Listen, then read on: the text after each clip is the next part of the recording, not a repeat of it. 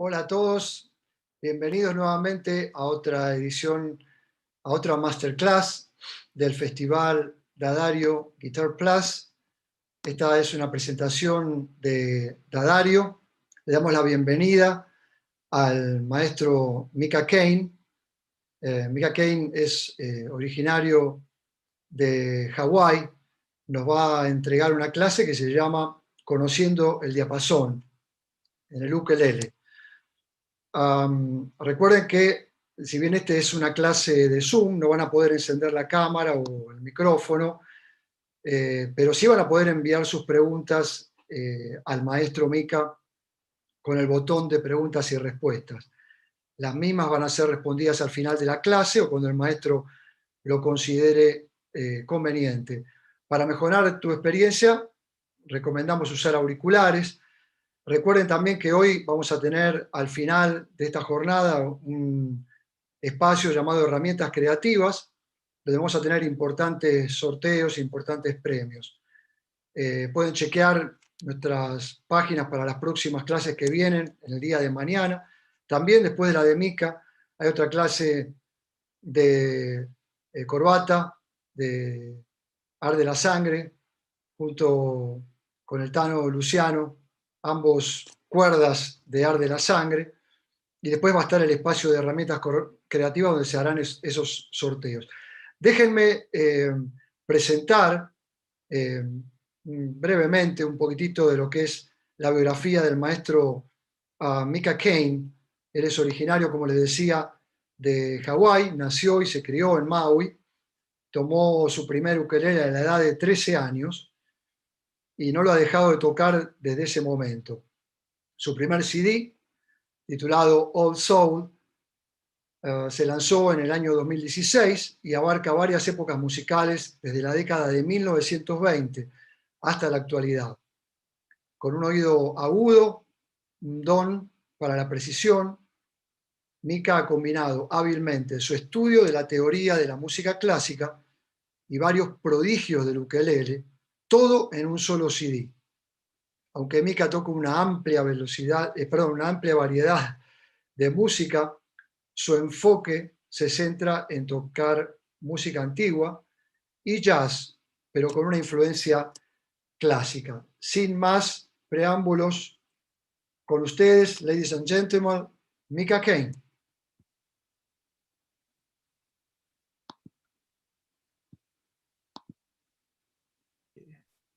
Start my video. Yep. There we go. Can you guys hear me? Yes, we can hear you. Yeah, perfect. Vamos a escucharte, sí. Okay, and then let me just test something really quick. Vamos a ver algo rápidamente. Really perfect. There we go. Okay, that works. Okay. Yeah. So you will share with us some text, right? Nope. Oh yeah, I'm gonna be screen sharing, and then okay. everything will be live. I'll type everything live. Okay. El maestro va a tocar todo en vivo. Okay, so we're ready to go? Yep. Okay, well, here we go, guys. Let's get started. So, aloha, everyone from Honolulu, Hawaii. My name is MIKA Kane. I've been playing ukulele for 13 years, and I'm an ukulele educator. I got my master's, my university degree in ukulele and music, and then I got my master's degree in education. I'm so excited to be here. And, honestly, this is my first big festival, and I'm so glad that I get to share this first experience with all of you. I'm nervous Mika, and excited. Yes. Sorry to interrupt you. Basically, in my presentation, I was talking something about your bio. So, okay. Yeah, so everyone knows about that, Okay. Para la gente, lo que escucharon un poco la breve reseña biográfica del maestro, básicamente lo que él nos explicaba al principio de la conversación, y ahora en esta masterclass él nos va a explicar todo acerca de cómo conocer el diapasón. Yes. Okay, my apologies, everyone. No, that's fine. That's fine. Okay, I'm just that excited. I'm ready to go. So before I begin my masterclass, and again, thank you everyone for joining me and taking time out of your day to join me. Antes de comenzar la clase, el maestro quiere agradecer a toda la audiencia, ¿no? Que se está conectando. Hey, Alberto, how can I mute you so I don't hear you in my... Oh, okay. Because I hear you, yeah. Yep. Let's see. I don't know if you can mute. I don't know how to do it, you know? Yeah. I could take my earphones off and then I won't hear you. Would that work? But then you can't like stop me. Yeah, exactly. He needs to hear. You need to hear him so he can translate. Because if not, you'll keep talking on top of him. So yeah, it's kind of complicated. So if you can speak like in blocks, and then he'll translate, and then go on like that maybe. Okay, this is gonna be very interesting. All right, let's try our best. So, first off, I just want to thank Diodario for inviting me to be the ukulele player of this festival. You know, they hooked me up with some great gear. Make sure you guys check out their gear. I currently have their Diodario fluorocarbon ukulele string set on my ukulele, and they sound fantastic. So if you guys need some great sounding strings, Diodario has a lot of strings for your personal needs. So check them out and check out all their other accessories. Ok, para la audiencia quería primero que nada decirles que voy a intentar interrumpir al maestro lo menos posible. Veo que hay algunos de ustedes hablan en los dos idiomas. El maestro recién nos estaba comentando que él utiliza cuerdas carbón de Dadario y que con esas cuerdas se siente realmente muy, muy bien. Yep. Okay, awesome. So for today, what I'm gonna do is I'm gonna be teaching you how to play these ukulele chords all over the fretboard. See, a lot of people like to play chords only on these first 3 frets, but I want to teach you how to play ukulele chords all over the fretboard. Okay, so for today, make sure you take notes. You have a piece of paper and pen. We're going to take notes. Bueno, el maestro, básicamente, sabiendo que la mayoría que agarra el ukelele para tocar, tocan los primeros 3 trastes, él nos va a explicar cómo poder hacer acordes en toda la extensión del diapasón. Recomienda que agarren papel y lápiz o lapicera y lápiz o lo que quieran anotar para comenzar esta lección. Okay, so the reason why I want to teach this is because I want to utilize what I learned in my university studies to be able to teach you folks, again, how to play all over the fretboard. Okay, so there's 4 important reasons that I've come up with, and I want to share that with you right now. El maestro ha estudiado el ukelele, pero a nivel universitario. Entonces ahora nos va a explicar las 4 razones sobre cómo él ha comenzado el estudio del ukelele. Okay, so the first reason is a lot of ukulele teachers teach you chords, but they just tell you this is a C chord, this is an F chord, but they don't tell you like, what is this? You know, they'll tell you memorize this. So the first thing is I teach shapes. I don't teach you to memorize. I'll teach you this is the C shape. And then if you go like that, it's the C shape. So that's number 1. You can recognize chords anywhere by shapes on the fretboard. La primera razón es que el maestro dice que hay muchos profesores que enseñan, por ejemplo, dónde tocar un acorde de Do, dónde tocar un acorde de Fa, pero los primeros 3 trastes, pero no les explican cómo tocar esos mismos acordes en otros sitios del diapasón, o de la trastiera, o como ustedes lo llamen. Ahora el maestro va a explicar cómo hacer para tocar esos acordes en otros lugares, pero utilizando lo que él llama shapes, que serían básicamente formas. And then number 2, again, a lot of people play only over here, but when you buy an ukulele, you don't only buy the first 3 frets, you buy all these frets. So this is why I want to teach you how to play over here, or over here, over here, not only over here. That's number 2. La razón número 2 es que cuando tú te compras un ukelele, no te compras un ukelele que tiene 3 trastes, te compras uno que tiene muchos más.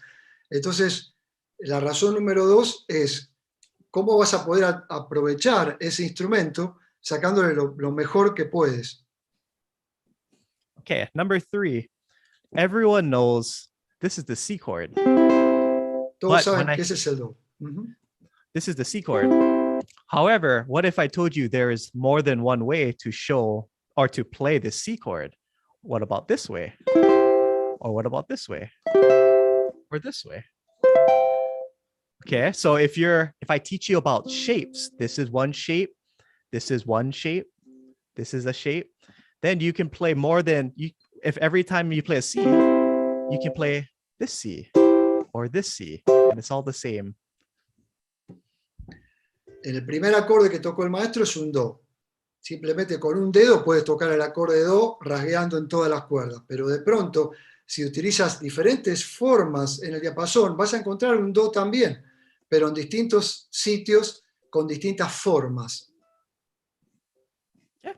And then number 4, and this is really important to me, is that when what I like to teach is that instead of telling you, let's say we have this chord right here, I can tell you this is the F chord, which is this.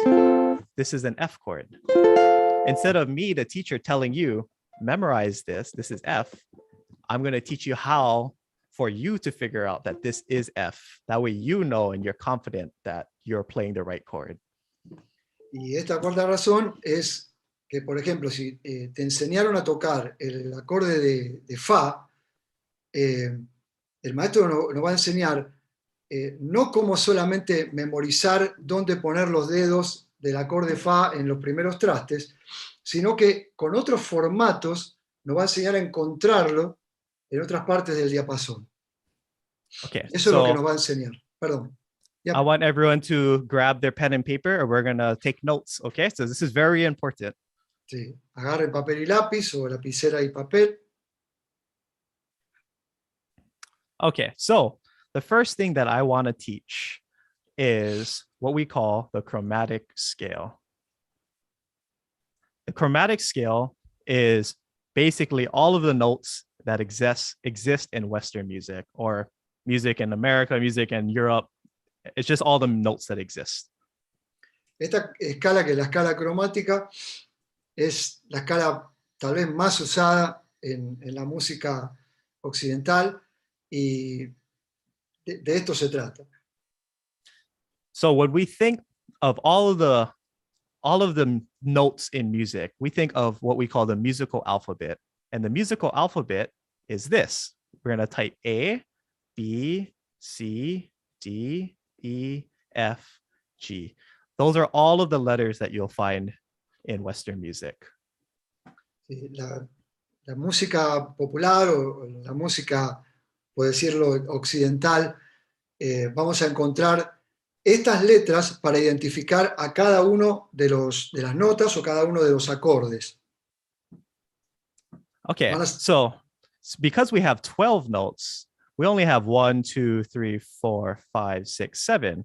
So what we need to do is we need to put what we call like a hashtag, this hashtag sign. What we do is that we're going to put these little hashtag signs in between some of these letters like this. So we're going to type A, then we're going to go A sharp. So sharp like this. Yeah, and we can explain that.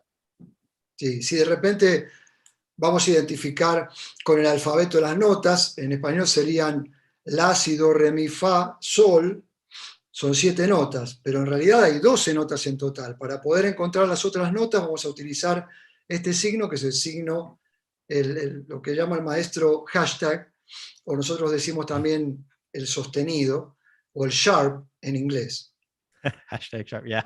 Yeah. Okay, so I love it. In America, hashtag or okay, yeah. So when I'm just gonna spell it all out for you guys so that I come up to 12 notes. Okay, so I'm gonna continue. We're gonna go C, then this, then this, then this.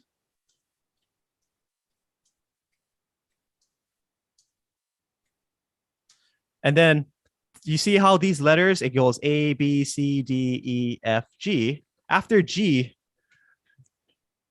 no, there's no H. It goes right back to A. Okay, so after G, it goes right back to A. Okay, so we can delete that. So this note is A.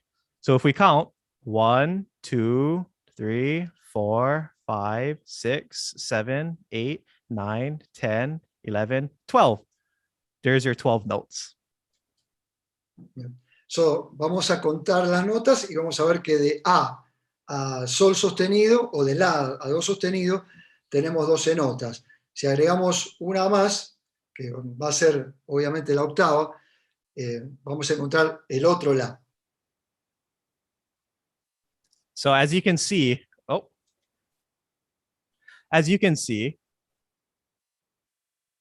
there is nothing between B and C and E and F.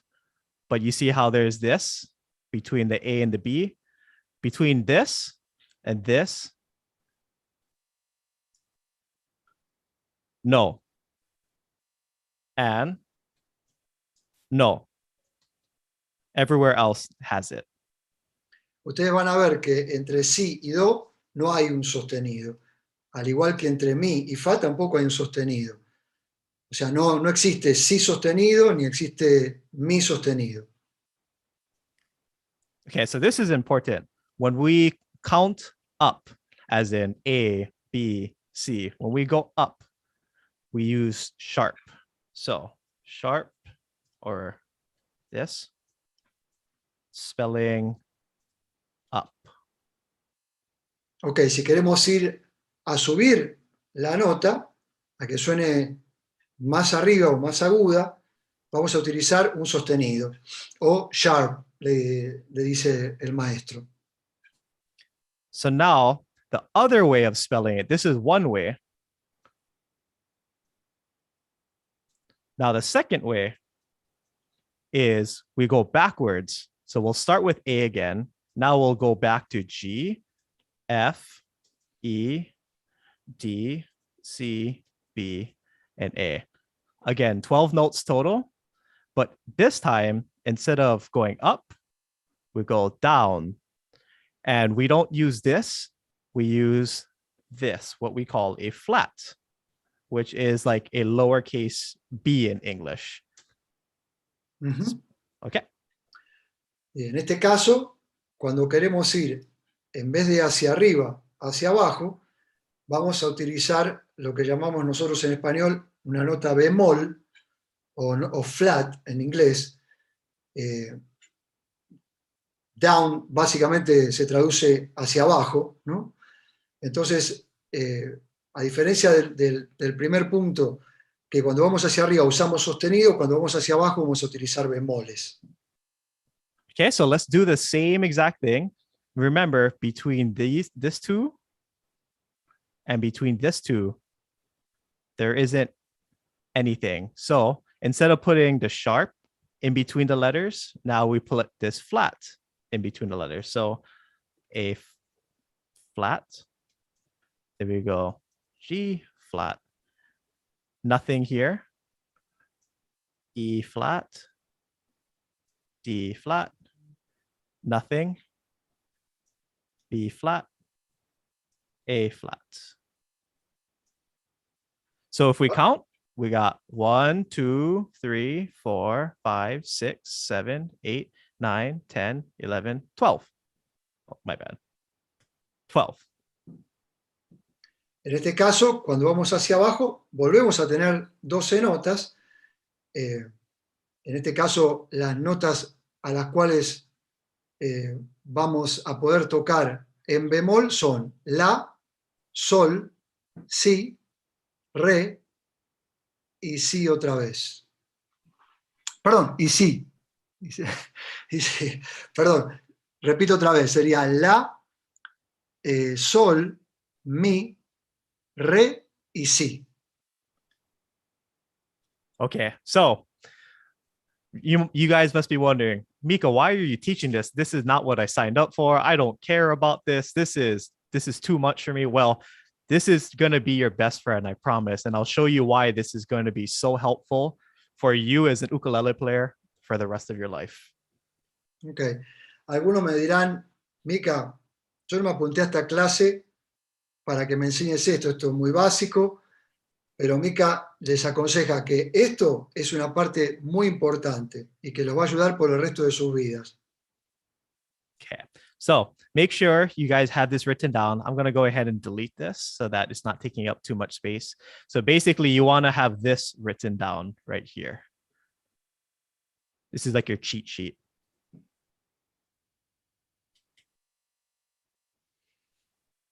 Okay, so now what does this have to do with the ukulele?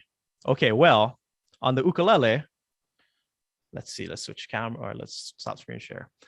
Okay, so with the ukulele, this is how we apply what we just wrote down on the paper. So remember how, if you look at the papers in front of you, let's look at number 1. If you take the A note on the ukulele, this is the A note. Si ustedes ven en el ukelele, esa sería la nota La, al aire. Okay, so if we look at the paper again, and this is A, now this first fret right here, which is like one fret, if we hold that, if you look at the piece of paper, it's the next letter, which is A sharp or A hashtag A sharp. Si ustedes ven en el primer traste, en la primera cuerda, aparece la primera nota que sería La sostenido. Okay, so if we continue that pattern where if we look at A, we start on A, which is like this A string, and we just go to the next letter and we move 1 fret, that's A sharp. Now, if we move to the next letter, which is B, we just move up 1 more fret, that's B. And if we keep continuing it, then that means the next letter is C, and then C sharp. We just keep adding 1 fret. Así podemos seguir añadiendo otro próximo traste, vamos tocándolo, y así como apareció en la primera cuerda, en el primer traste, el La sostenido, la próxima va a ser Si, la próxima va a ser Do, la próxima va a ser Do sostenido, y así sucesivamente. So now the beautiful thing about this is that now you have a cheat sheet. Now that you wrote down all of the notes on paper, now we can apply that to the ukulele. So I'm going to read all the notes in order, and you can watch me say it while I'm plucking the string. So again, A string, A, which is the first letter. Then the next letter, you just add 1 fret, A sharp, and keep counting up. B, C, C sharp, D, D sharp, E, F, F sharp, G, G sharp. And again, we're back at A. And the beautiful thing about the ukulele is 12 is the same thing as this is higher. But you have your 12 notes written out. And this is your kind of your 12 right here, your magic spot on the ukulele.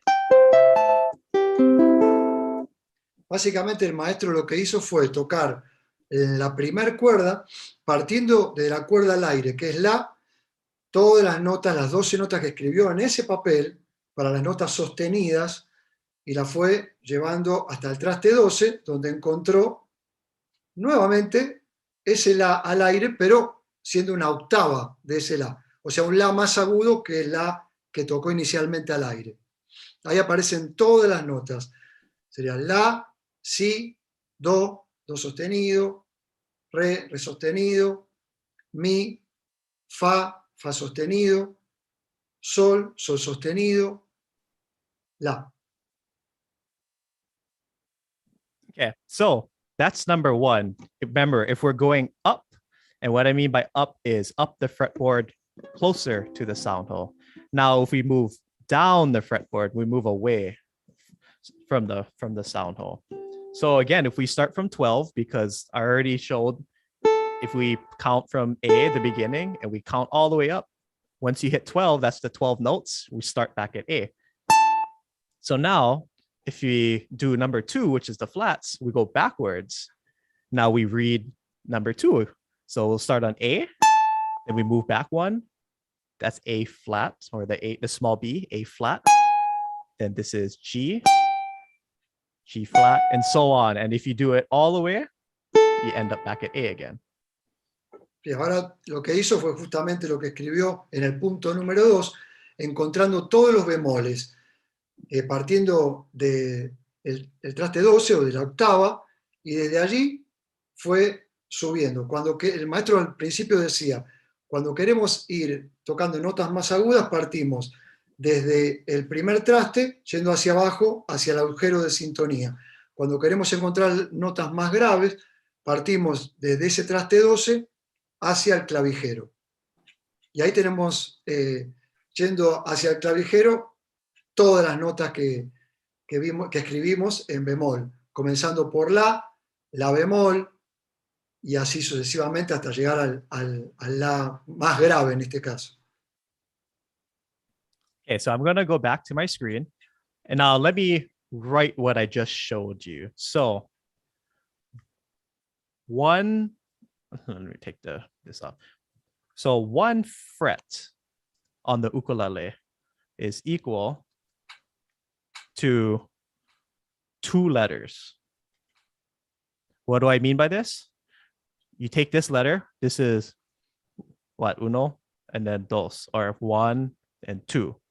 So you start on this letter, and then the next letter, that's 1 fret. I call that a half step.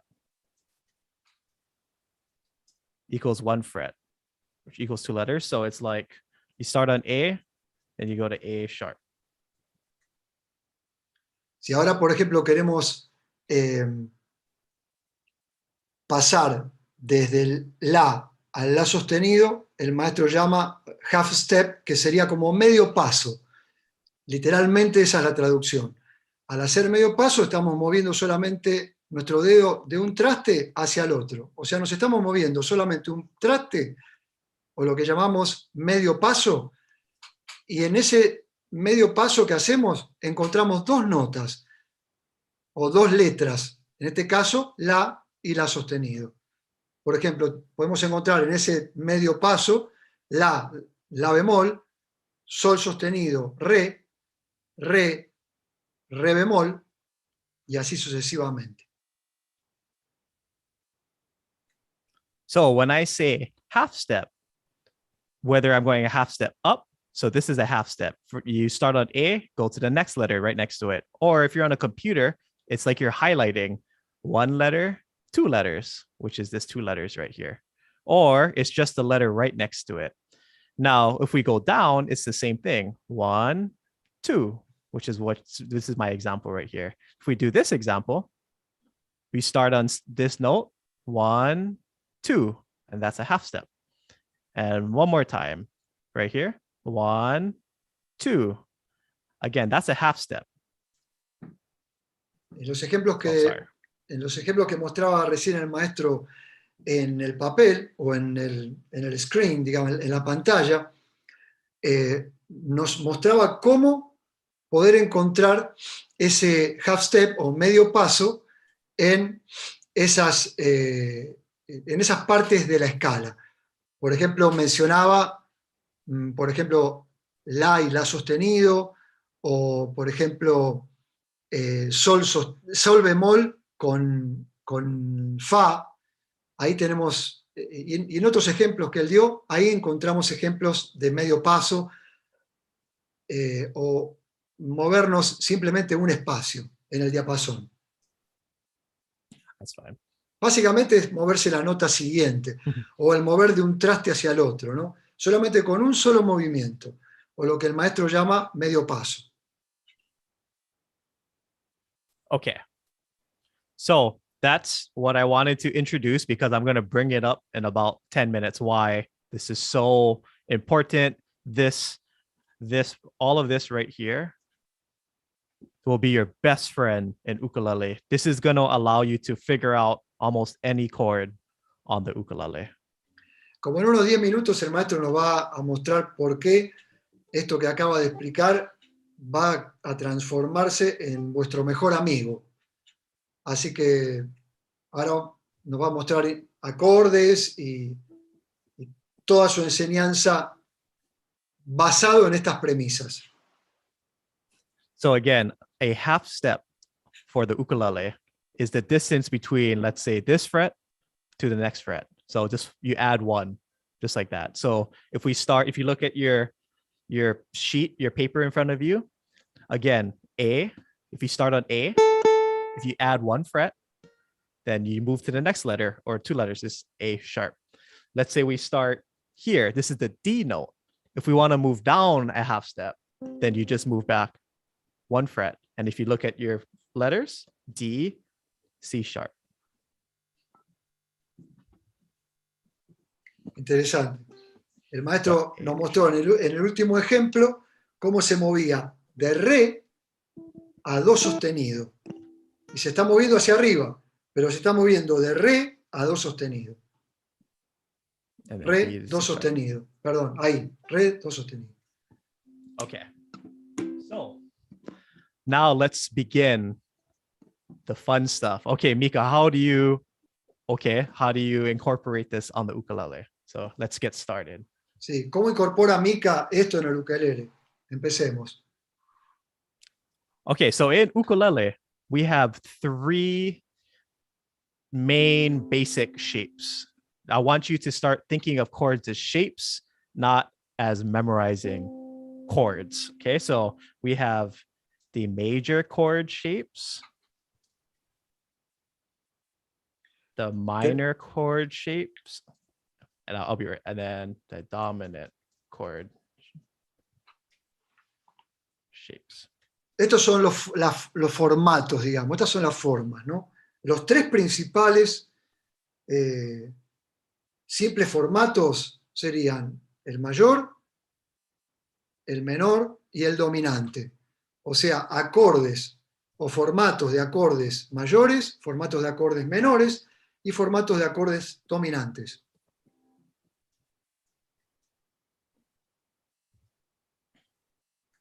So major chords have 4 total shapes. So the first chord shape is the C chord. Okay, so this is the first shape. So everyone knows this is the C chord,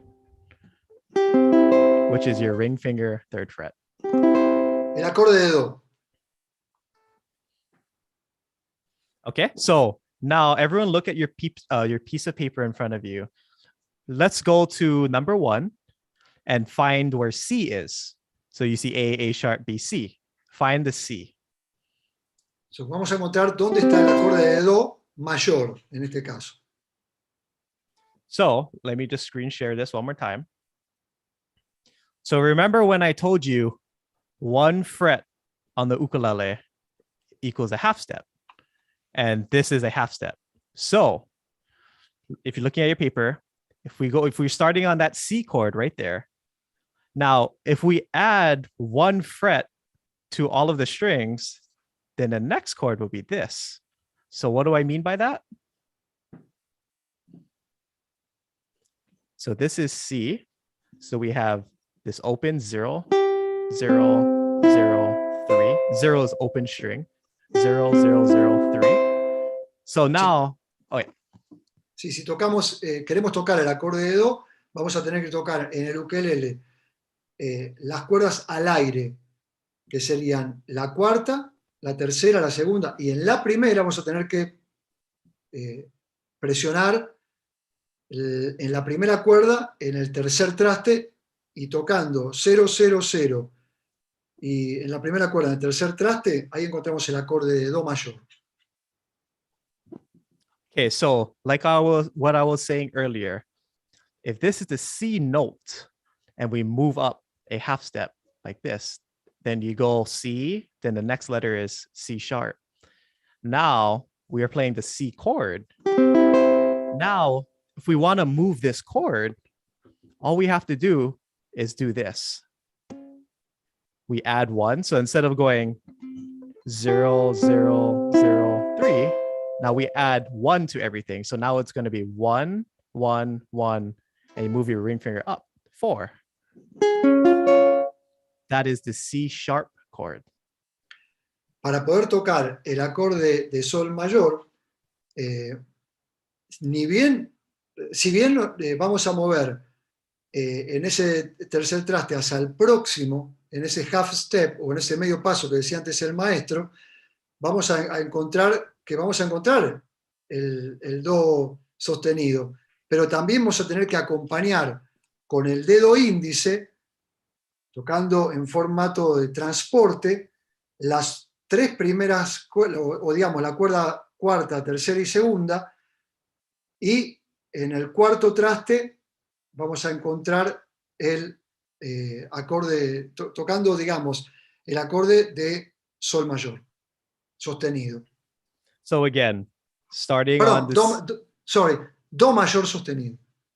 Okay, so again, when we're holding the C chord, if we want to play, so this is C chord. If you want to play C sharp, all you have to do is add 1.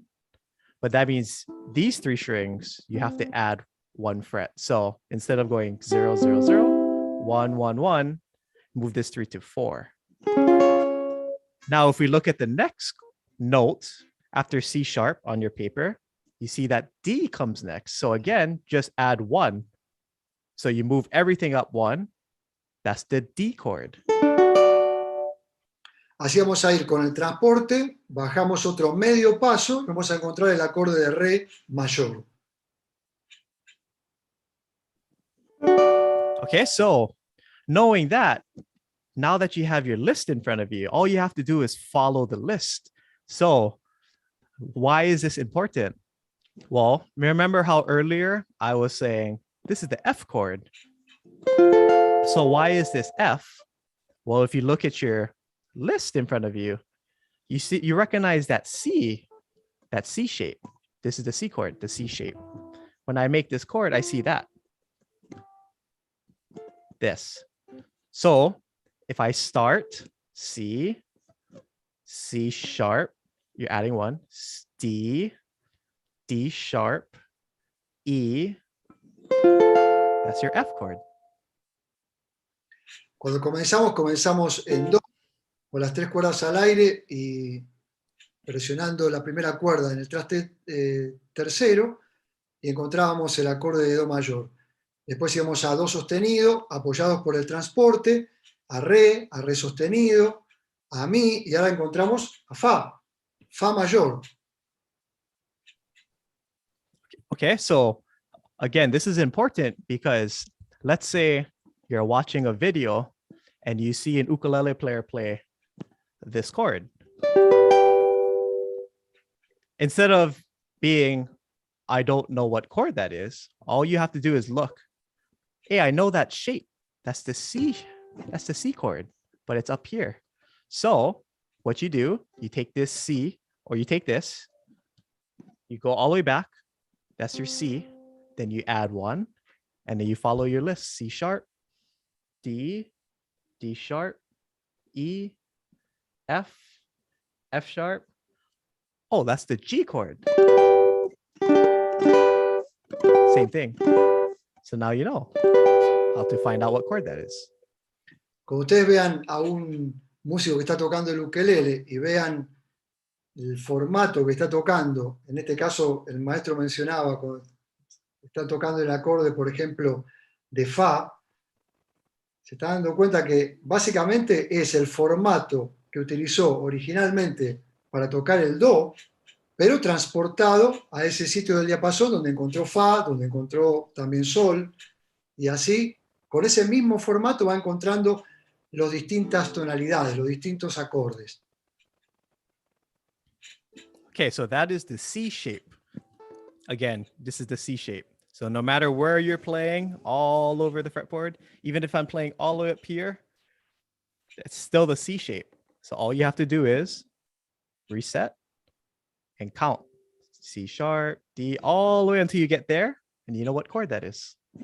So, una manera fácil de encontrar todos los acordes es utilizando básicamente el acorde de do y transportarlo a lo largo de todo el diapasón para encontrar todas las otras notas. Okay, so let's go to my documents. Okay, so that's the first shape. So the way I like to spell it out on paper is I like to write this. And what this means is that this first 0 is your top string, the G string. The next number is the next string down, which is also 0. And the next string is the next string down, which is the E string. And then the 3, I'm holding the 3rd fret. So like this, 0, 0, 0, 3. Básicamente, para escribirlo, el maestro lo escribe de esta manera. utilizando, digamos, la cuarta cuerda, la tercera y la segunda en ceros, y el 3 lo utiliza para denotar que ahí es donde va a estar la nota de Do, y así consigue el acorde de Do mayor, tocando las 3 primeras al aire y la primera cuerda apoyando el dedo en el traste 3. Así encuentra lo que él llama el formato de acorde de Do mayor. Okay, so the second shape is the D chord or the D shape. And the way we make this chord is we go 2, 2, 2, 0. Okay, so I'll give you guys 10 seconds to write that down. Ahora pueden anotar, para encontrar el acorde de Re, siguiendo esa misma premisa, vamos a encontrar que vamos a hacer un transporte con el dedo índice en la cuarta cuerda, en la tercera cuerda, en la segunda cuerda, y también, I'm sorry, Mika, say it again. Is 2, 2, 2, and then number? Yes, so it's going to be 2, 2, 2, 0. So from top to bottom. Entonces, la primera cuerda la vamos a tocar al aire. Vamos a tocar las 3 primeras con un transporte, o como pone el maestro los dedos ahora, índice, medio y anular, para tocar todas en el traste 2, y la primera cuerda va a ir al aire, y ahí vamos a encontrar el formato de Re mayor. Okay, so this is your D chord. So you can either use your middle finger to hit the top 3 like this, or you can use your fingers like your pointer like this to hit the top 3. Índice, anular y índice, medio y anular, y la primera al aire. Okay, so now let's take the same concept that I just taught you. So if you're holding 2, 2, 2, 0, now if you want to go up a half step, or if you want to move this chord up, now you got to go 3, 3, 3, 1, which is you add 1. Si nos movemos medio paso, vamos a encontrar el Re sostenido, básicamente. Solamente estamos moviendo un paso, o one step, como dice el maestro, y vamos a tener 3, 3, 3, 1 para encontrar el acorde de Re mayor sostenido. Okay, so how do we do that? So if we're holding 2, 2, 2, 0, now you want to hold 1 down here. And now this is a little tricky of a chord, but now you're going to put your middle finger up here, ring finger here, and your pinky like that. That's what, if you look at your chords in front of you, that's the D sharp, which is the next letter to D. So D, now you add 1 to everything. That's the D sharp chord. And then the E chord. The hardest chord. Oh yeah, that's very wise. That's very wise, Mika. You use, in this case, the other 3 fingers. You use the middle one, then the ring, the second, and the first. Yeah, exactly. Yeah. Because this is hard. I don't teach people like this. But do this is easier. Sí. El maestro Mika nos está indicando que es mejor usar los otros 3 dedos, lo que sería el del medio, el anular y el meñique, porque es más fácil poder poner los dedos allí en esa parte del diapasón. Si no, tenemos que hacer un transporte con un solo dedo tocando en el segundo traste las 3 primeras cuerdas, y después para poder tocar en el primer traste esa nota se nos va a complicar, que esa nota, acuérdense que era el La sostenido. Okay, so now let's look. You can look at the list again. Your starting letter is the D, because this is the D chord. Now, if we move to the next letter over a half step, which is 1 fret, now we have the D sharp chord. Now, if we move next door, or next is the E chord, which is the hardest chord on ukulele to a lot of people. And then now, what's next to E is the F chord. Move up. But wait a minute. If this is the F chord, this is also an F chord. Oh, so there's 2 different ways to play F now. Fíjense qué interesante. Comenzó el maestro tocando el Re mayor, fue al Re mayor sostenido, al Mi, al Fa, pero también encontró que también no hay una sola manera o un solo formato de tocar el acorde. It's an F chord, right? It's an F chord. Yeah, the next chord. Yeah. And the next one? And then the other F. The other F. Sharp. The F sharp. Yeah. And then G. Yeah. But so, you move to another shape to tell us that you find the. Oh, yeah.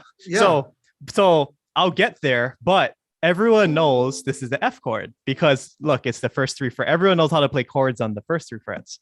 So a lot of people know this is F. Yeah. That's what I was trying to say. This is F. But now, like, oh look, I can play F another way. Sí. It doesn't have to be this way.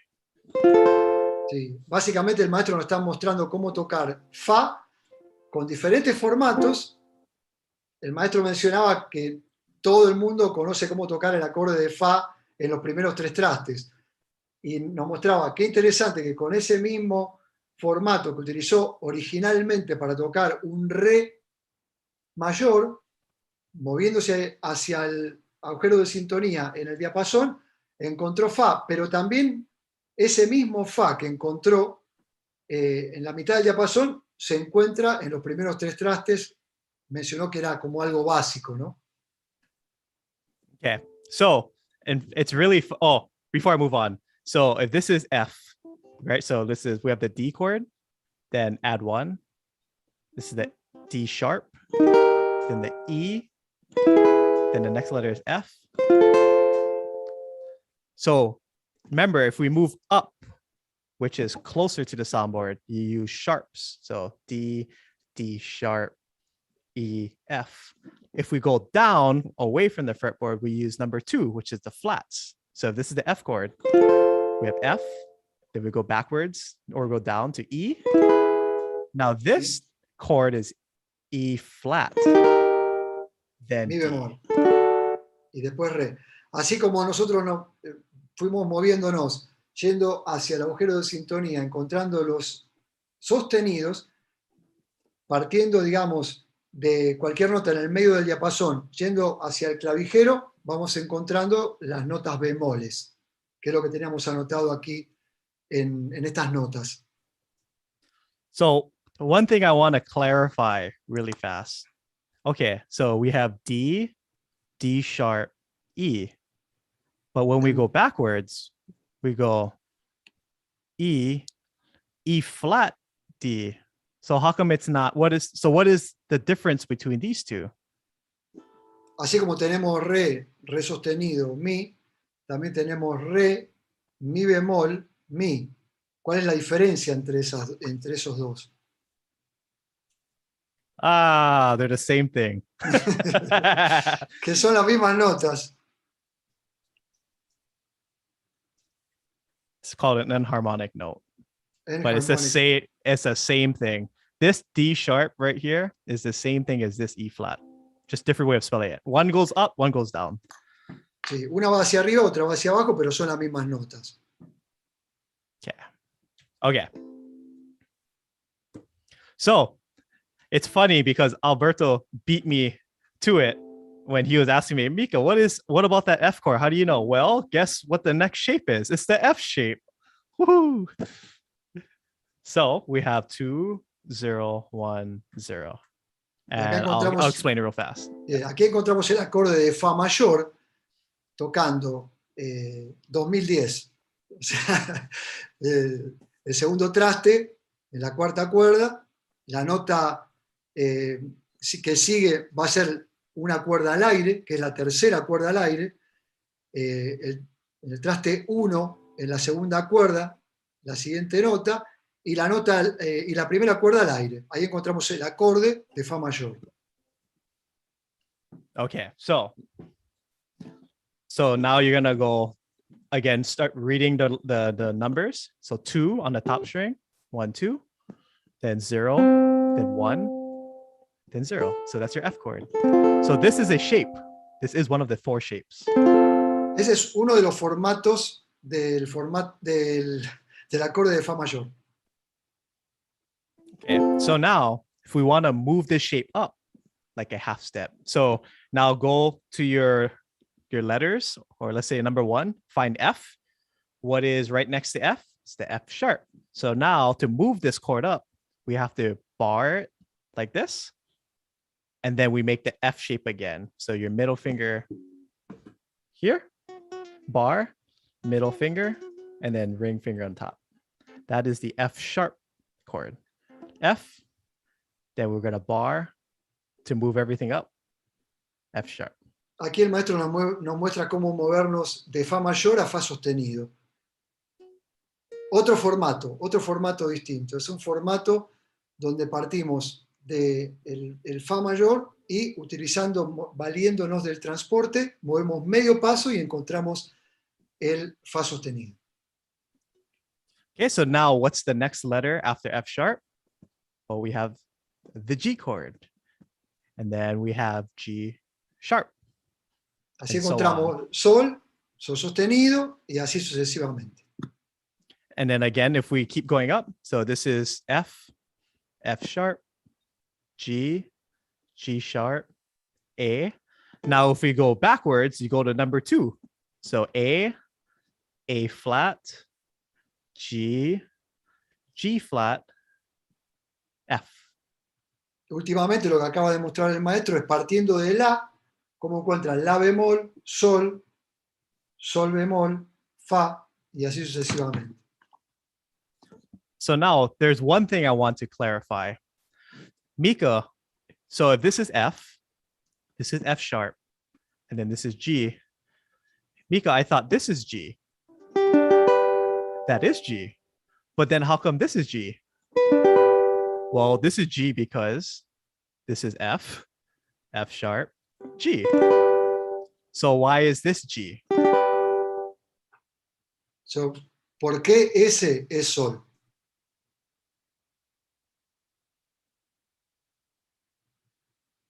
You want me to keep going? Yeah. Son, Okay. Está mostrándonos el maestro diferentes formatos de cómo encontrar sol. Okay, so the reason why this is a G chord is that the difference between this and this is this note right here on the top string. Instead of it, when you play this G, this is 0. When you play this is 1, 2, 3, 4. Look.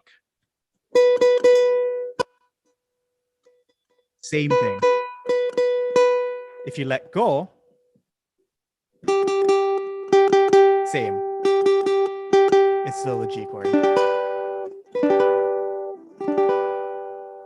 En esos dos formatos, básicamente el maestro nos está mostrando que es el mismo acorde de sol mayor, pero con dos diferentes shapes o dos diferentes formatos. So you can switch between these two. This is the G that everyone teaches. This is the G, or this is the G chord with the F shape. So again, if I see this F shape down here, I don't have to be like, what chord is that? All you have to do is, it's an F shape. I see that. You're going to go all the way back down, go to F, get your list out, find F. Okay, F, then F sharp, G, G sharp, A sharp, B. It's a C chord.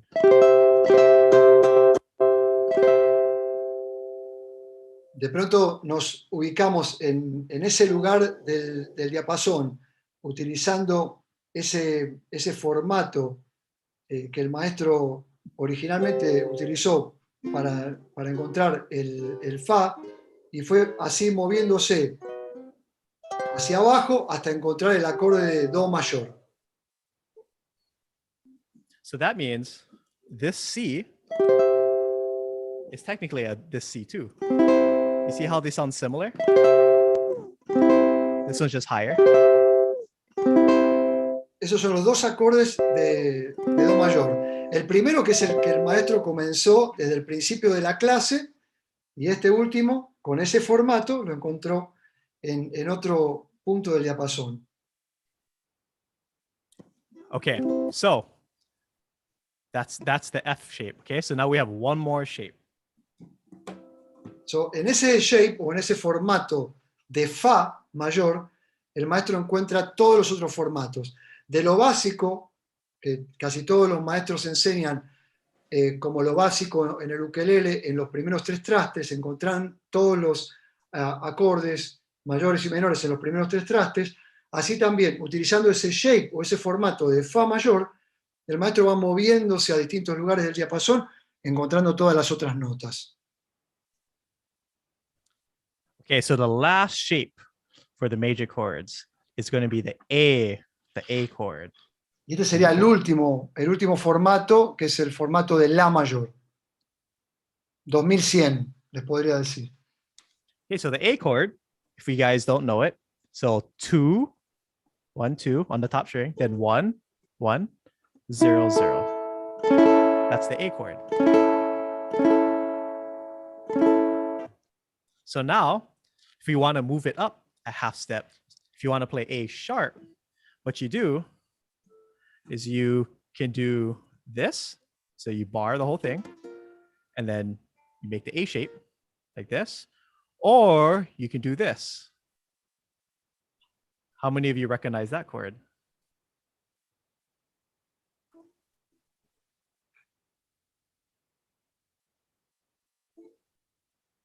Okay, so if we move up, so A, so go to number 1, you find A, then A sharp, then next to it is B, and then C. Oh, look at that. We have your C chord. So that means this C is also this C. And we just, earlier, that's a C chord.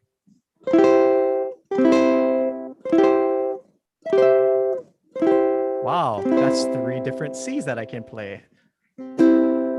Ahora el maestro nos acaba de mostrar cómo hay 3 acordes que son el mismo, es el acorde de Do, pero los encontramos con esos distintos formatos que el maestro nos mostró. Es exactamente el mismo acorde de Do mayor, pero tocado en diferentes lugares del diapasón con diferentes formatos. So, maybe some of you are wondering, Mika, I thought this is a B flat chord, not so A, if we're going up, A sharp. I thought this is B flat. But remember, if we keep going up, B, then C. Now if we go backwards to number 2 on the list, C, B, B flat, back to A. So you can trick your friends and say, hey, this is A sharp. It's still B flat.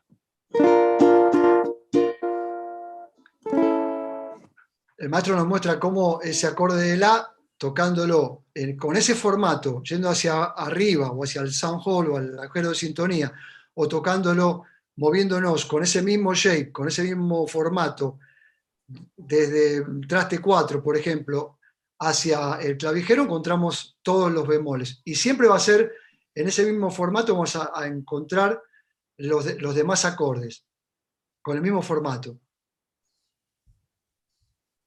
Okay, so we've covered all of the 4 shapes for the major chords. So what does this mean? That means this C chord, because there's 4 shapes, that means there's 4 different ways to play a C chord. Hay 4 maneras distintas de tocar el acorde de Do mayor. Partiendo de ese que fue el primero de todos, que ustedes ya tomaron nota, con las 3 notas al aire y pulsando solamente en la primera cuerda del tercer traste, encontramos Do, pero también el maestro nos mostró cómo encontrar a ese Do de 4 maneras distintas. So I already showed you 3 different ways to play C. So we can play C like how we all know it. We can play C like this, which is really the A shape. So that's another way to play C. Tenemos el acorde de Do, donde que tocó el maestro al principio, pero también con el mismo formato que el maestro toca La, también encontramos en esa posición del diapasón el acorde de Do mayor también. Okay, so this is the original. This is the A shape. Now this is the F shape. How did we get that? So I see the F shape. Sí, el Now, formato de Fa mayor, que también era uno de ellos, uno de los que teníamos, y con ese mismo formato de Fa mayor también encontramos Do en ese lugar del diapasón. yeah, so if this is the F shape, we'll take that F, go to F, find your F in your list, F, F sharp, G, G sharp, A sharp, B, C. En ese formato de Fa mayor vamos yendo hacia el agujero de sintonía hasta que vamos contándolo, como lo anotó el maestro en el screen o en el lápiz, si alguno tomó nota con lápiz y papel, y vamos subiendo hacia el agujero de sintonía en los sostenidos hasta que encontramos el acorde con el mismo formato de Fa mayor, encontramos el acorde de Sol mayor. De Do mayor. Okay, so because there's 4 shapes total, we just did 1, 2, 3. So what's the last one? Well, if we made the C shape, we made the A shape, we made the F shape. So if you look at your list, the only one we didn't do yet is the D shape. So let's figure it out right now. D, D sharp, E, F, F sharp, G, G sharp, A sharp, B. There's the last C. Do mayor. Ahí el maestro nos mostró con ese formato de Re mayor cómo se va moviendo con el diapasón hacia encontrar el Do mayor. Now for this C, we can cheat a little. You don't have to hold the top string because this note is a part of the C chord. So you can finger it like this. You can just take away your pinky and move everything down one string. So you're looking like that. Ahora vamos a hacer un pequeño truquito donde vamos a tocar, como esa nota de la cuarta, como digamos, la cuarta cuerda al aire es parte del acorde de Do mayor, el maestro solamente tocando, o digamos, pulsando con esos 3 dedos, encuentra el acorde también de Do mayor. So now you know how to play 4 different types of Cs. 1, 2, the A shape, 3, the F shape, and then 4 with that D shape. And look, like I promised, you're playing all over the fretboard. You're not only playing C over here, you're playing here, you're playing in the middle, and you're even playing all the way up here on the 10th and 12th fret. Y así estamos tocando el mismo acorde de Do mayor, pero utilizando esos 4 formatos en los distintos partes del diapasón. No como enseñan muchos a tocar en los primeros 3 trastes, sino como él nos prometió que nos iba a enseñar a encontrar los acordes a lo largo de todo el diapasón. Okay, so how can you at home practice this? Well, I just did C for you folks, which is this. Now pick your favorite chord and figure out all of the 4 different positions for that chord. So for example, F, maybe you play F a lot. Let's go ahead and figure out the 4 Fs right here. Vamos a ver cómo tocar los 4 Fas desde aquí. Okay, so this is the first F, number 1. So let's take a shape. Let's take the C shape. If you look at your list, there's the C shape. So let's go to C and let's count up. C, C sharp, D, D sharp, E, F. Okay, el maestro partió, digamos, del acorde de Fa hasta encontrar el acorde de Do. Okay, so that's number 2. Let's take the next shape, the D shape. Okay, let's count. Vamos so con D, Re. D sharp, Re sostenido, E, Mi, F. y ahí encuentra Fa. That's number 3. So now we have F, and we have F. Los 3 son Fa. Okay, so the last shape, number 4 shape, El is the A cuarto shape. formato es el formato de La.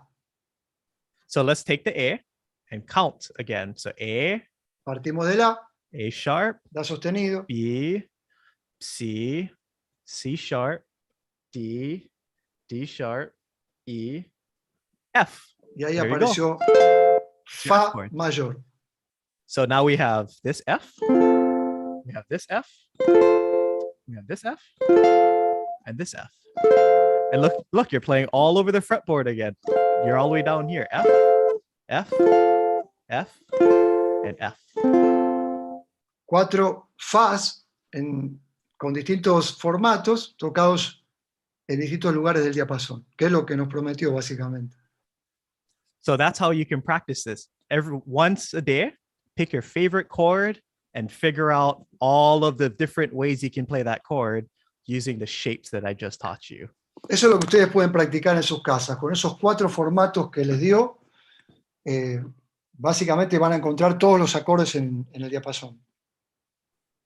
Okay, so now that I taught you this, I taught you how to practice this. What is the application of this? Well, everyone plays the C chord. So now whatever songs that you guys are playing, instead of playing this C, play another C, like this. Challenge yourself. Play this C instead of this C, because everyone plays this C. Play this C or this C. Every time a C chord comes in the song, play that C. So, cada vez que ustedes, ¿cómo aplicar esto, no? Cada vez que ustedes tengan que tocar una canción, pueden practicar aplicando estos conocimientos a las canciones que ustedes vayan a tocar, tratando de no tocar solamente un formato de Do, sino buscar Do en distintos lugares del diapasón y ver cómo suena.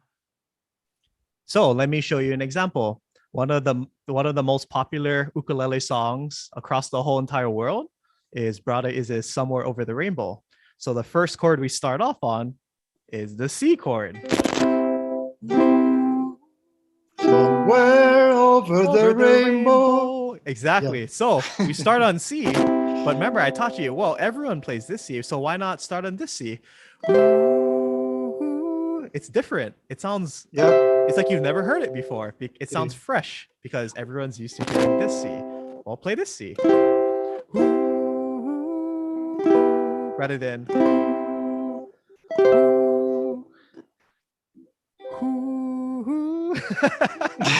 okay, so now let's apply. Perdón, sorry. Okay. Una de las canciones más famosas, en caso que todavía no se hayan enterado, es Somewhere Over the Rainbow, famosísima canción de los clásicos que se tocan en el ukelele. Entonces, cada vez que ustedes tengan que tocar esa canción, pueden practicar justamente y aplicar estos conocimientos en la interpretación de esta canción. Yes, go ahead, Mika. Okay. Thank you. Okay, so watch. So Somewhere Over the Rainbow, I just taught you all the major chords. So I'm going to play the song exactly how everyone knows it and it sounds like. Okay, so.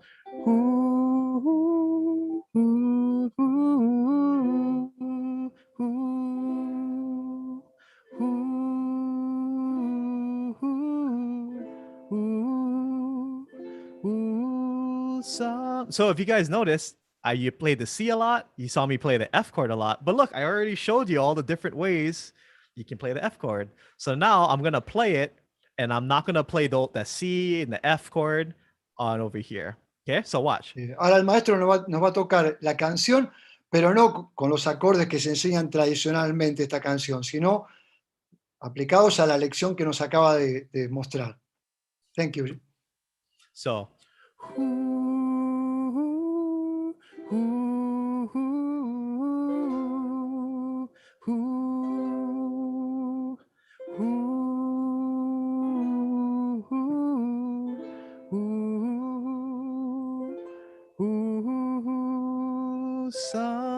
It sounds so different because you're playing all the different types of chords. Sí. Suena bastante diferente realmente de tocar en los acordes tradicionales a tocar como el maestro lo está interpretando. Thank you, Mika. Yes. So whatever songs you folks are playing, every time you see a C chord or an F chord or a G chord, don't play those. Don't play these 3 frets. Play over here. You paid for it. La próxima vez que ustedes tengan que trabajar una canción, no se conformen solamente con tocar la canción en los primeros 3 trastes. Apliquen esta lección de los diferentes formatos, encontrando los acordes en distintos lugares del diapasón.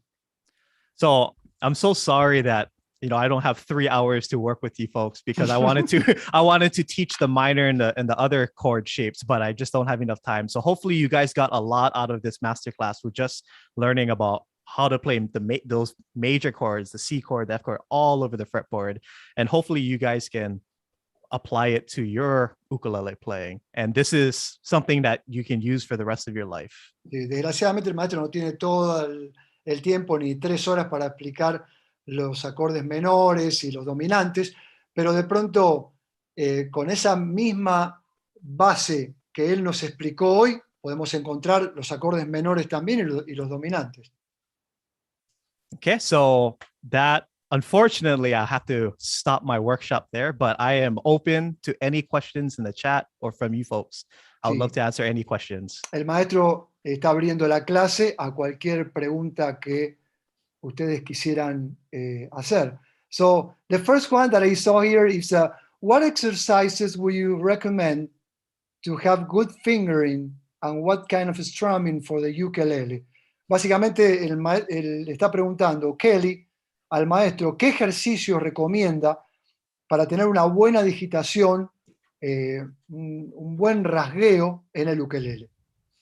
Okay, so for good fingering, so for me, whenever I hold a chord like the C chord, a lot of people tell you to hold your finger right by the fret right here. Just put it right in the middle of the frets. El maestro recomienda que para tener una buena digitación, en vez de poner el dedo ahí más cerca del traste, no, correrlo y ponerlo bien en el medio. Yeah.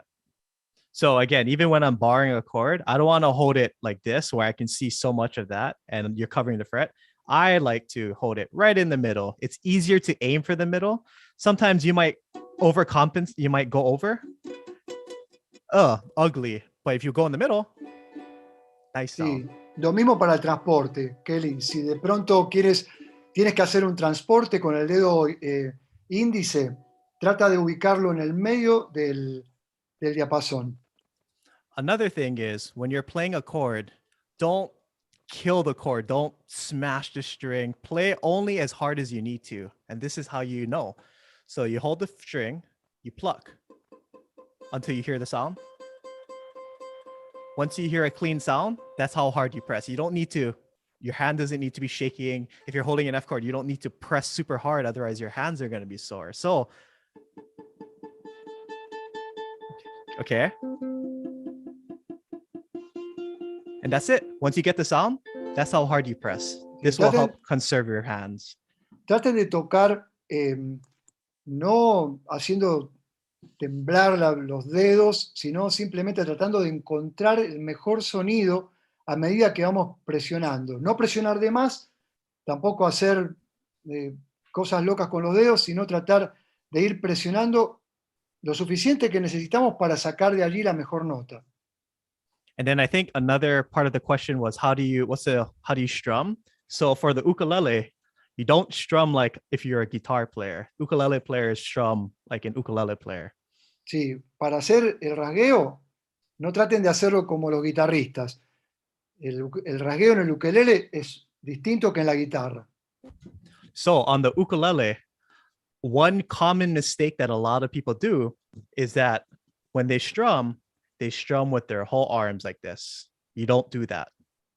Sí, uno de los errores que cometen los ukelelistas es que cuando están haciendo un rasgueo, lo hacen de esta manera que está mostrando el maestro aquí. No hagan eso.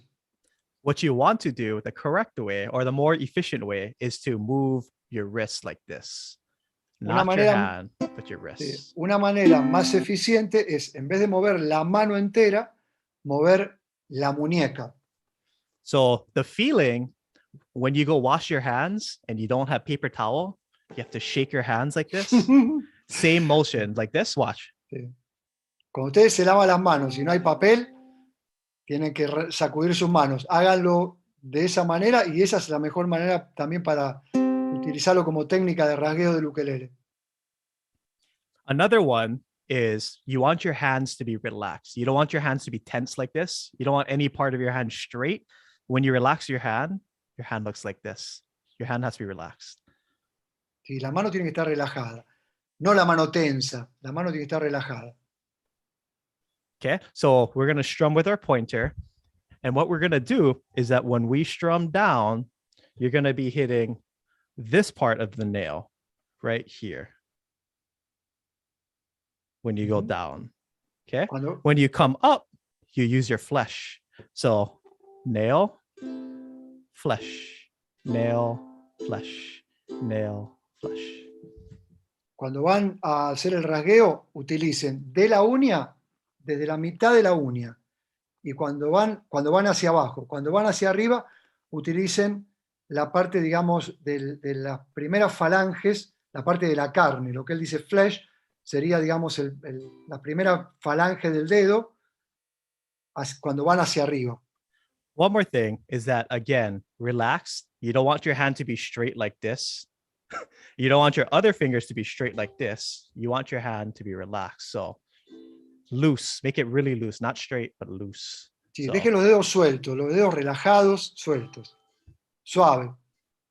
Really loose. Nothing is tense in my hands. Everything is relaxed. And I'm twisting my hand, my wrist like this, not like this, but. No todo el brazo, sino desde la muñeca, lo que se mueve desde la muñeca, los dedos, desde la muñeca hacia los dedos, el movimiento. Last thing for strumming, people think that you have to strum by the sound hole. I like to hold my instrument, put it on my lap, 45-degree angle, and come right here and grab it like this. Sí. El maestro utiliza un ángulo de 45 grados para ubicar su brazo sosteniendo al ukelele y a partir de ahí va, en esa posición. So once I can grab it, wherever, this is where my hand naturally will stop. Now I want to strum right there, which is right by the 12th fret, like this. So not like this, or I don't like to. I like to strum naturally right here, right here, 12, 15.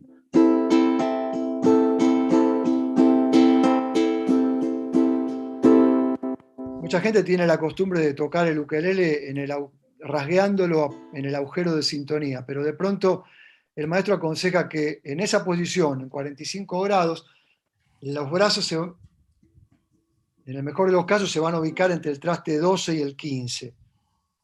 Y ahí es donde los dedos, el terminal de los dedos, se van a ubicar para hacer ese movimiento de muñeca relajada y rasguear a partir de ahí. Okay, I'm ready for the next question. Okay, next question.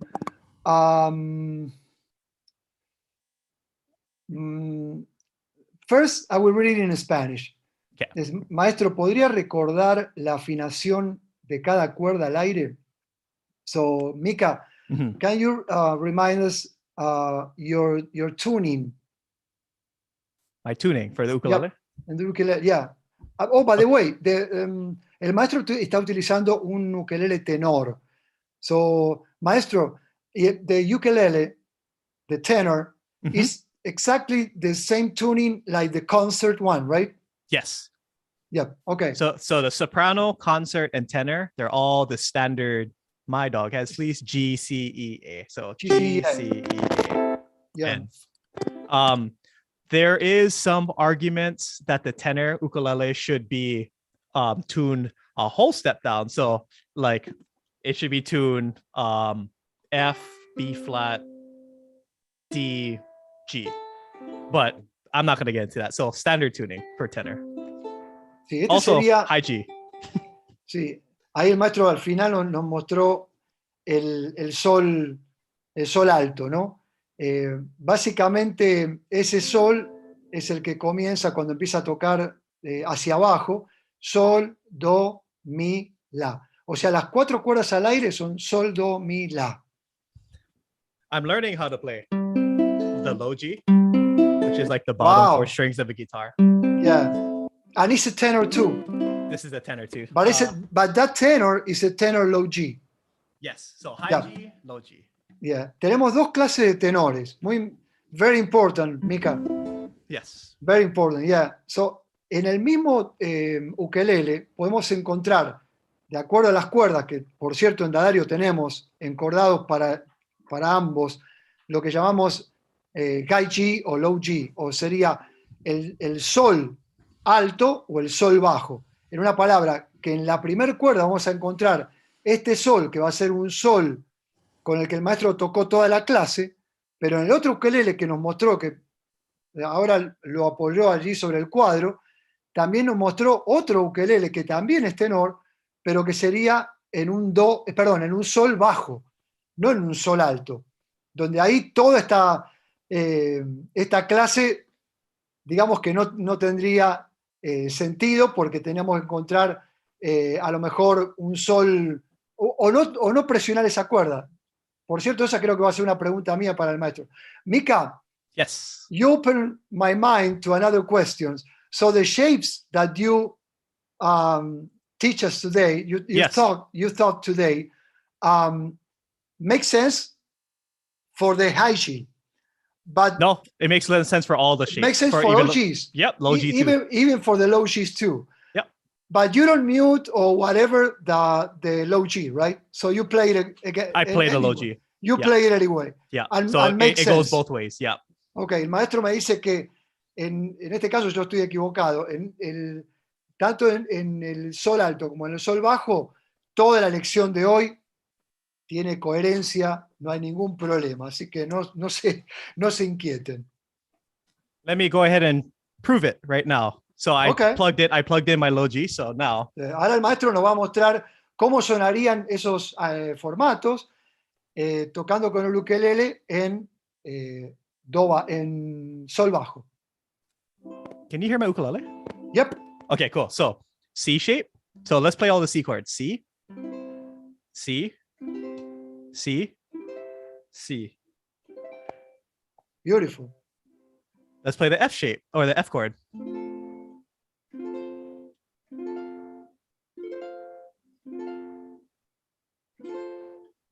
So both low G and high G, those shapes work. Oh, yeah. Sounds amazing. I love it. Awesome. Yeah. Another question. What gauge are you recommending for the tenor ukulele? Oh, gauge. Yeah. I'm not really familiar with the exact, 0.20 for the A string like that, but I do like smaller gauges because I like thinner strings, because I like low tension and thinner strings because my hands are sensitive. I don't like thick, tight strings. So I like light strings, light tension, smaller gauge. Yeah, that is why we are using carbon, right? The fluorocarbon, yes. Yeah. El maestro le gustan los calibres, no recuerda exactamente los números de los calibres, pero el maestro utiliza la fluorocarbon de Dadario. ¿Por qué? Porque la fluorocarbon son las cuerdas que tienen realmente un tono más brillante, porque su calibre es más fino. En vez de utilizar calibres gruesos, le gusta más utilizar calibres finos. ¿Por qué? Porque le gusta tocar, digamos, sonidos más brillantes en el ukelele. So right now on my ukulele, on my ko'olau, Hawaii made ukulele ko'olau, these strings is this Diodario set, the fluorocarbon set. So as you can see, this is the A string, so 0.20 gauge. The E string is 0.26. The C string is 0.31, and the G string is 0.22. This set feels really good. So this is a good gauge of what I like. I like the lighter gauge. These numbers are smaller than the thicker strings, nylon strings. Sí, punto 20, punto 26, punto 31, punto 22. Partiendo del La, que sería el punto 20, ¿no? Así va. So yeah, yep. Excellent strings. Yeah, el maestro dice que son excelentes y como les decía, esos son calibres bien finos en el ukelele. Hay calibres más gruesos. También el ukelele tiene de 6, de 8 cuerdas y van a calibres más gruesos, pero al maestro le gusta más usar calibres finos. Thank you, Mika. Another question. Yes. What technique are you using to play a melody? What technique am I using to play melody? Yeah. So, for me, I like finger style. Finger style is picking. So for me, I like to pick by alternating my pointer and my middle finger. I don't really use my thumb. So like, Mary had a little lamb. I don't know. I don't like to use my thumb. I like to alternate middle pointer, middle pointer. Sí. Al maestro le gusta utilizar el índice y el del medio. No le gusta utilizar el pulgar. En esa melodía, que es Mary Had a Little Lamb, ahí el maestro dio una demostración de cómo tocar. So it's a very classical technique. Oh, yeah. Classical guitar. So because I used to play classical guitar for 2 years. So great. So I don't like to use my thumb. Thumb is an ukulele kind of thing to do, but I like to alternate because it's easier on my hands. My hands will get sore. Sí, al maestro le gusta más utilizar índice y medio que el pulgar. Básicamente usa la técnica de guitarra clásica. Yeah, so that's the technique. I like to alternate my pointer and my middle for picking the melody. Yeah, another question. First, I will read it in Spanish. ¿Cada qué tiempo es recomendable cambiar las cuerdas del ukelele, ya que estas no se oxidan como en la guitarra, para saber cuándo cambiarlas? So, Julio Tiravanti Vega is asking you, what do you recommend for restring your ukulele? Because, there are synthetic strings, so they don't oxidize than, the classical strings for classical guitar. Mm-hmm. So how long you keep your strings in your ukulele, or what is it the best way to have in mind when to change? So for me, I know there are some musicians, I won't name names, but there's musicians who change their strings once a week. Wow. Yeah, I know, because they play every day, they play concerts and stuff. They'll change every week. Y para maestros que tocan, digamos, todos los días, hay maestros que él conoce que cambian las cuerdas todas las semanas. And then there's people who will change their strings every 20 years because they just keep it on the ukulele. For me, I change it because I play every day, and I play really soft because I don't beat up my ukulele. I don't strum. I only do finger style like this, which is really light. I would change it once every 2 months, maybe. Sí, él conoce maestros que tocan ukelele que cambian la cuerda cada 20 años, pero de pronto él toca suave, toca tranquilo y digamos que cada 2 meses cambia las cuerdas. Every 2 months, right? About 2 months, yeah. Yeah. So, and my reason, so that's kind of my gauge, like around there. But for you people out there, check to see, like, if you grab the string like this and run it up, you can kind of see if the string there's like an indent under the fret, like right here. It's kind of hard to see, but sometimes there might be like the indentation underneath the string on the fret. That means your strings are wearing out. Maybe I would change it. And that can happen in 1 month, 4 months. But once you start seeing wear and tear on the strings up here on the fret, underneath the fret, that's when I would change it. Yeah. It depends on fingering, right? Yeah. Yeah. El maestro dice que una buena manera de darse cuenta cuándo cambiar las cuerdas es de pronto tomar la cuerda con el pulgar y el índice y moverse presionando la cuerda desde el agujero de sintonía hacia el clavijero e ir notando en qué lugar de esa cuerda a lo largo del diapasón vamos a encontrar como algunos pellizcos o algunos, como la cuerda así como media casqueada, Y ese es el momento de cambiar la cuerda, porque en ese momento, en ese lugar donde sucede eso, va a haber un corte de sonido. La cuerda en ese lugar no va a vibrar exactamente igual. Entonces vamos a tener pérdida de ataque, pérdida de sustain, pérdida de todo, ¿no? Thank you, Mika.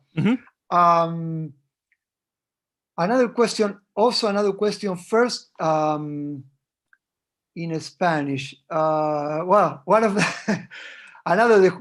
another question of Julio was that if you can write. Unfortunately, I don't know if we will have enough time, you know, but Julio wants you to write the minor chords and dominants, you know, for maybe, I don't know if you can put it in. I don't know if we have time for that. You know, I don't want to bother you with that, but if possible, you know, I think I'll do it right now. So you can keep talking for like a minute. Give me a minute. I'll type it out really fast. Okay. And then they can take a picture with it on their phone while I screen share. Okay. Thank you, maestro. Yeah. Hola, Beto. Nos quedan 8 minutos para la próxima masterclass. Yeah, we have 8 minutes for the next masterclass. So no problem. Thank you, Ian. Okay. Oh, so you want me to still do it? Yeah, no problem. Okay. Yeah, I think we have enough time. Yeah, it's okay. For you. It's gonna, not for me, but for you, it's gonna be very easy. No, I'll write them out really fast. Don't worry. Yeah. Okay, so that's 2 0 0 0 5 3 2 0 2 3 1. Okay, I'm on the dominant. So 3 is dominant. C7.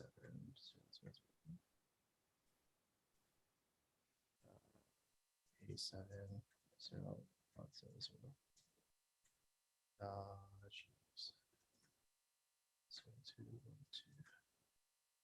Meanwhile, I'm going to thank you, all the people, you know.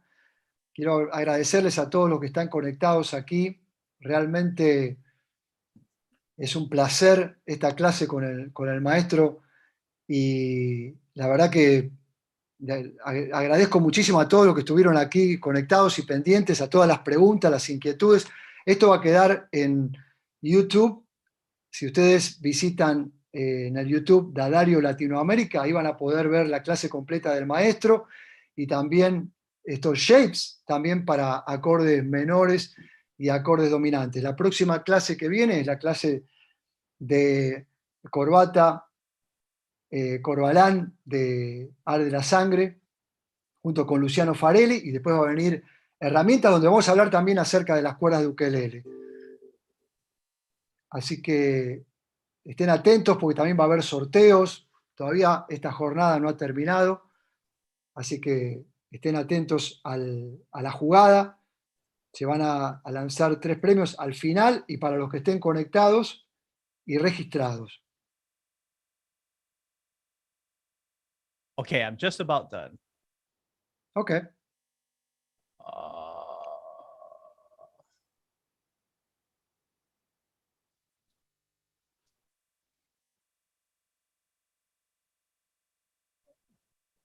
Okay, here we go.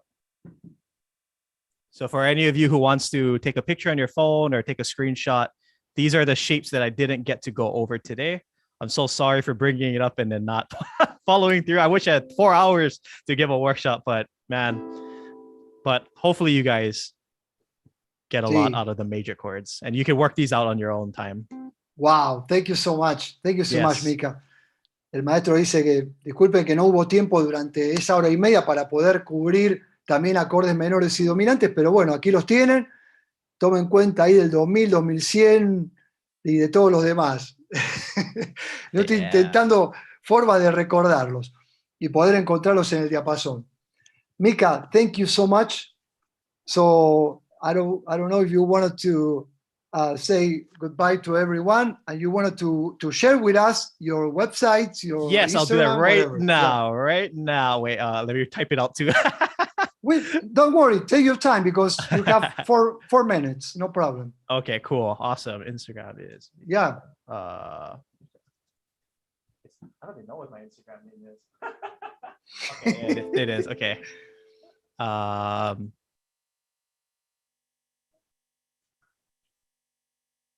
Let's see. Oh, let's see. Gracias a ustedes, gracias a todos ustedes, todos conectados aquí en la clase de ukelele.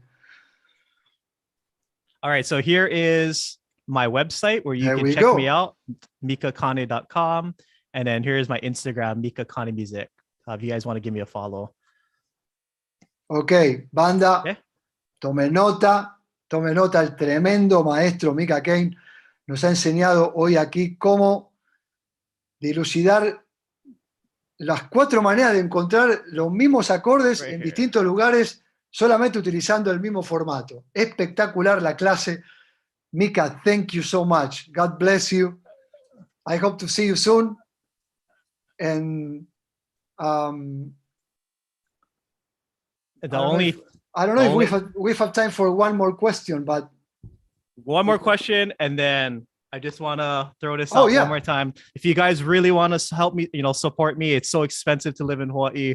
I got to pay my bills. If you guys want to buy a CD on my website, mikakane.com, I would really, really appreciate your support.